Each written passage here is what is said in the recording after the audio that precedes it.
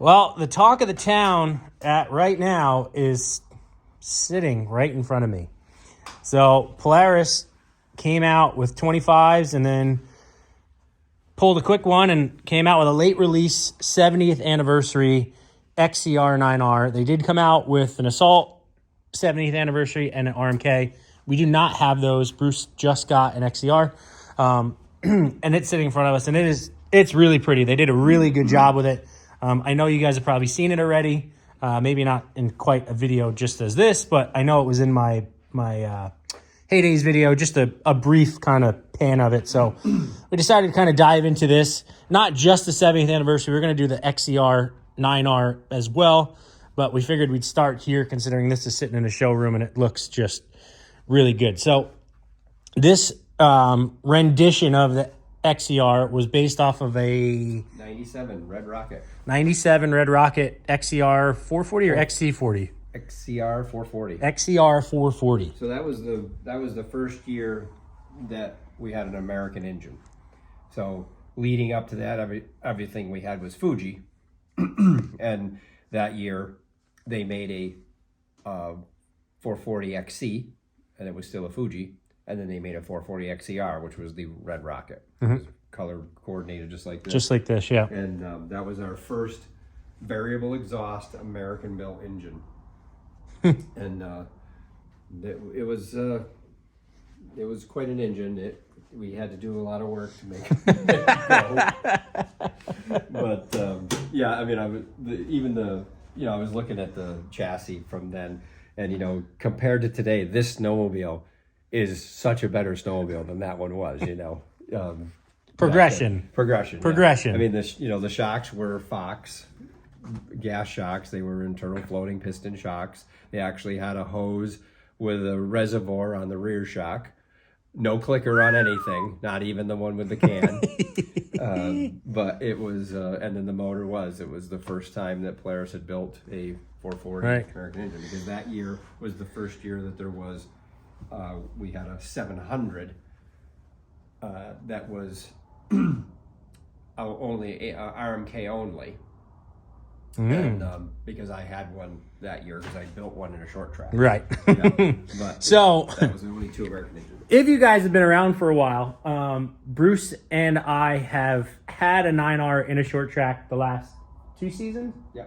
So what Bruce was just saying is he took a 700 that was only coming in an RMK or a mountain sled, which is what the 9R was doing, and put it in trail sled. So this is not the first time. This is Bruce's not his first rodeo. No. Not his first rodeo at all. No. I say it all the time. Bruce has forgotten more about snowmobiles than I guess I'll ever know. But so this was built after the 97 Red Rocket, and it was a 136, obviously.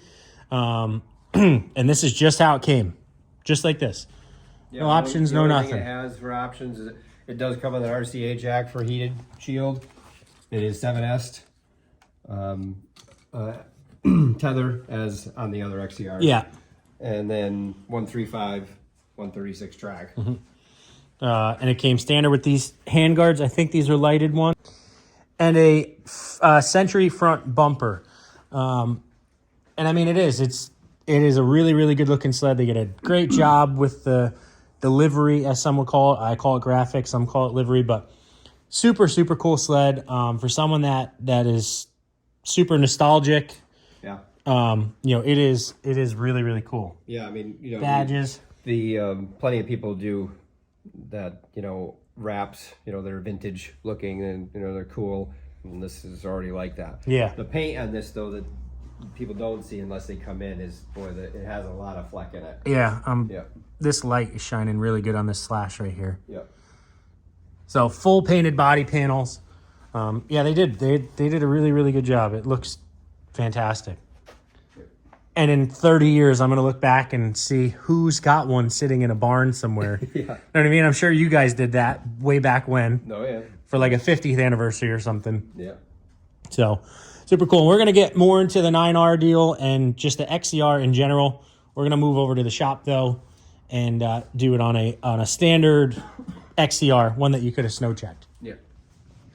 And here is a non-70th anniversary XCR 9R, which is just an awesome unit. period. Again, we've had them for the last 2 years.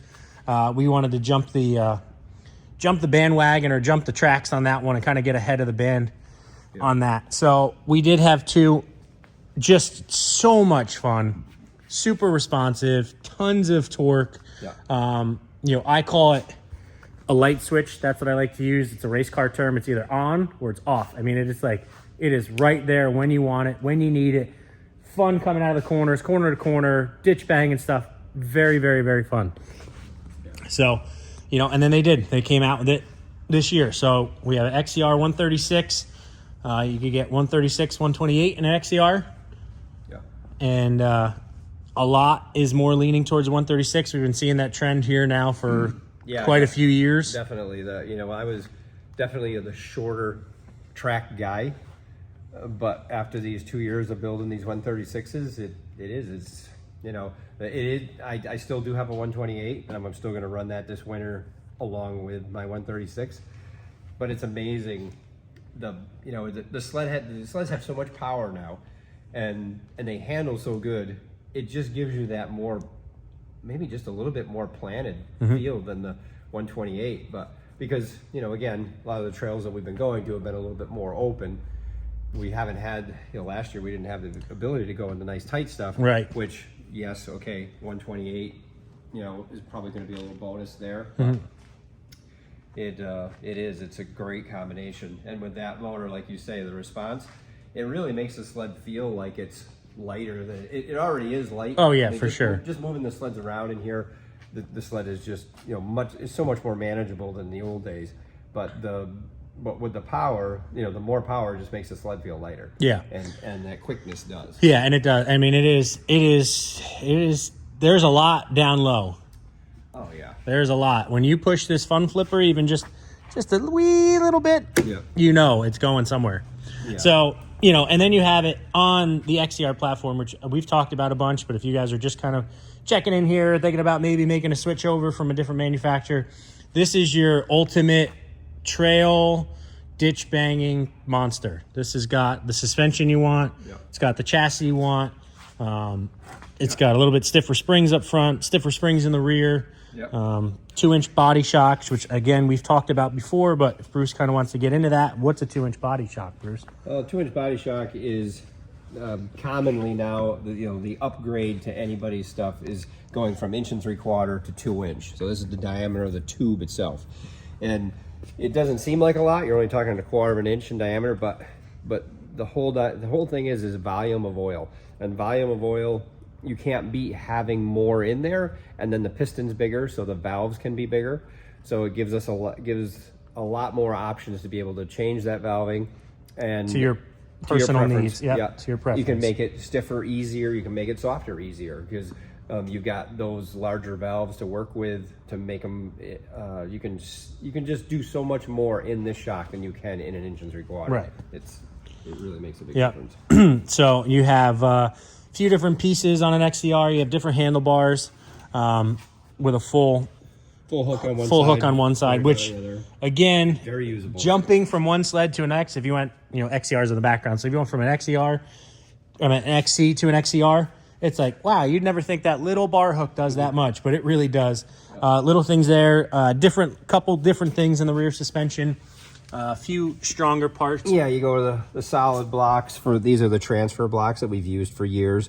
This allows the machine to transfer more or less because you can change. Depending on your setting. You can change the setting on this, but they're solid aluminum compared to rubber coated. And they're tied together with an aluminum bar so that it doesn't pigeon toe the top of the rails, because an aggressive rider, they can tip the inside of the rail a little bit with a lot of use. The other thing is this rail has a lot less holes in it, so this is a much more solid rail compared to an XC or a VR1. Right, and you have 4 idler wheels in the rear, heavy duty springs right here instead of standard duty torsion springs, come factory, and then I believe a chromoly front torque arm. Which is where the XCR is. So just a little bit beefier, again, for the abuse that you're going to get it. So, again, we've talked about XCRs before, so we won't kind of keep harping on that. We're going to get under the hood and show you guys what you really want to see. So, with the 9R, you do get the new clutch that came on the Boost in the trail world, and that's a P22. So P22 again was in the mountain 9Rs and is now transferred over into the trail 9Rs. So it's a new design out of their camp, and what it does, it has a roller bearing down where your belt rides, so your belt can be as tight. And again, this is straight out of the crate, so this belt is extremely loose. We've talked belt deflection before, and if you see that, guys, you know your belt's way off. But that's why there's no deflection bolt in it. We've talked about that before, but P22, so super.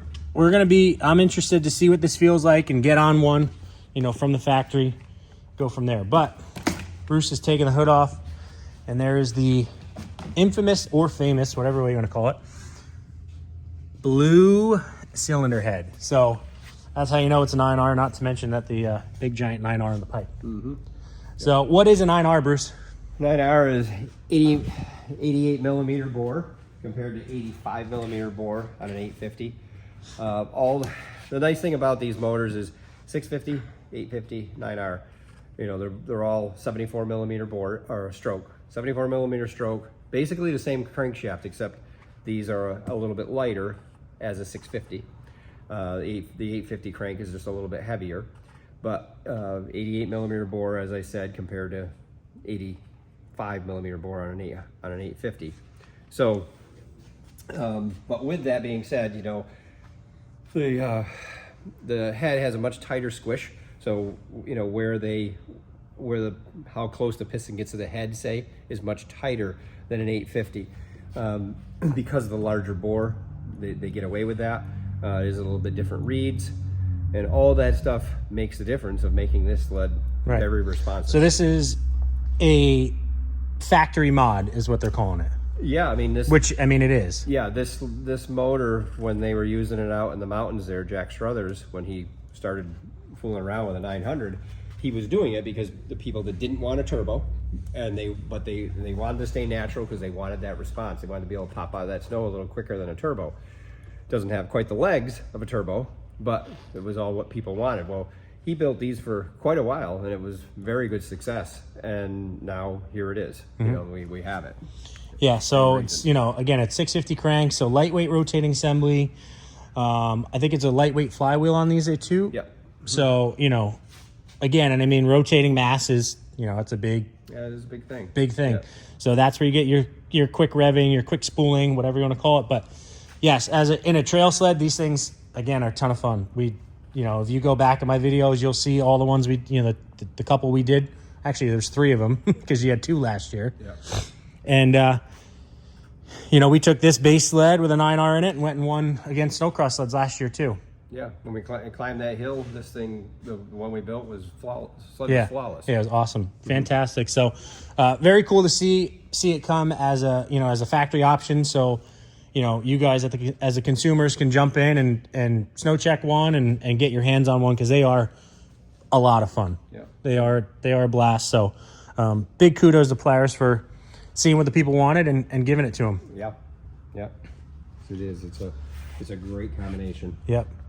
Super fun sled, super fun motor, and you guys definitely won't be disappointed if you get one. Nope. So, that's it. And Bruce, you got anything else? No, we've talked about the XCR a lot. This snowmobile has been the same, very similar to the same since 22, and it's because it works. Other than depending on what type of rider you are, we talk about all shock valving and springs because of your weight or your talent of riding. That can all be done. That certainly hasn't changed. We can do it from then to now. Mm-hmm. But as far as the snowmobile is concerned, out of the box and how it works, it is a great handling sled. Yeah. No, and it's the base of everything. Base of the XCs, base of the VR1s, the base of the Assaults. Mm-hmm.